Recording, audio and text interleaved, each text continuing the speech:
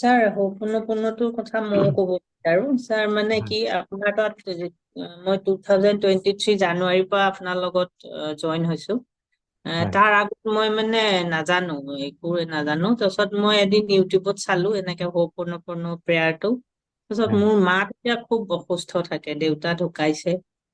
মা ইমান অসুস্থ, তাৰপিছত এনেকে পালো ফটোখন লৈ মানে প্ৰেয়াৰটো কৰিব লাগে। মই একো নাজানো তেতিয়া, কিন্তু খালি এলবামৰ পৰা এখন ফটো উলিয়াই সদায় হুম, হুম, ৰাতিপুৱা মানে প্ৰেয়াৰটো কওঁ, হয় গাওঁ আৰু।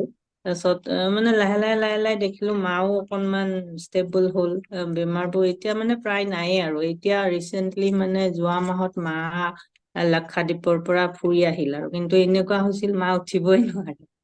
আচ্ছা আচ্ছা 3 দিন ক্ৰুজত থাকি আহিল আৰু হুম, হুম, এনেকুৱা। হুম, আৰু মোৰ কেতিয়াবা টোপনি নাহিলেও সেই প্ৰেয়াৰটো মই লগাই কেতিয়া মোবাইল কি চলি থাকে গমেই গম নাপাওঁ, পাইছো। টোপনি আহি যায়। বহুত ভাল কাম। উম, অ'কে, চ' আমি জাষ্ট চবেই এতিয়া 11 টাইমছে কৰিম, ঠিক আছে? 11 টাইমছ কৰিম, চবে খালি চকু বন্ধ কৰি ল'ব, বেক ষ্ট্ৰেইট কৰি ল'ব।